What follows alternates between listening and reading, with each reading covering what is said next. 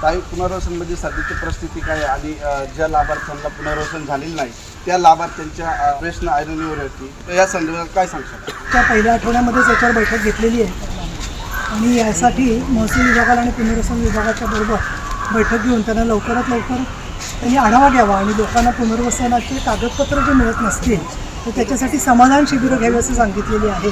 पण पूर्वीचे पैसे स्वीकारल्याचे किंवा कागदपत्रांचे उतारे अनेक जणांकडे नाही आहे. त्या पार्श्वभूमीवरती परत मी पाठपुरावा येणाऱ्या अधिवेशनामध्ये करणार आहे. काही भूखंडाच्या संदर्भात ज्या घरकुल भूखंड पाण्यात गेलेल्या जमीन क्षेत्र त्या मूळ मालकाला भूखंड भेटलेले नाही या संदर्भात काय सांगतात? नाही म्हणून ज्यांना भूखंड मिळाले नाही त्याची कारणं काय बघायला पाहिजे आणि त्याच्यामध्ये कागदपत्र त्यांनी केली आहेत किंवा कसं याचाच आढावा सरकार घेते.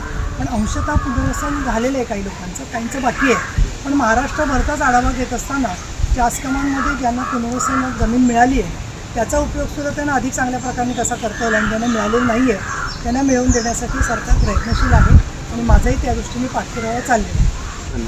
राजगुरुनगर या ठिकाणी नीलमताई गोरे यांचा या ठिकाणी दौरा झाला, या संदर्भात काय प्रतिक्रिया आहे त्या ठिकाणी? आणि डॉक्टर नीलमताई गोरे यांनी सदर दौऱ्यामध्ये प्रकल्प पुनर्वसनासंदर्भामध्ये विचार मांडले.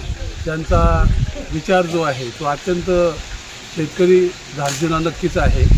ताईंनी त्यांच्या कारकिर्दीमध्ये प्रकल्पग्रस्तांची बाजू कायमच मांडलेली आहे. प्रकल्पग्रस्तांचा लढा उभा करत असताना विरोधी पक्षातल्या असल्यापासून ताईंनी आज सत्तेत जरी असतील तरी ते प्रकल्पग्रस्तांकरता काम करत आहेत, कार्यरत आहेत. ताईंच्या माध्यमातून आज अखेरपर्यंत साधारणतः 1,500 तासकामान प्रकल्पग्रस्तांचे पुनर्वसन झालेले आहे.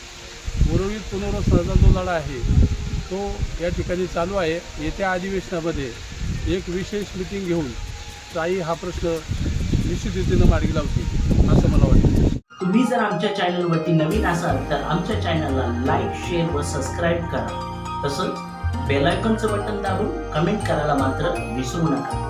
कारण बातमी तुमची, साथ आमची. आपल्या हक्काचं चॅनल. धन्यवाद.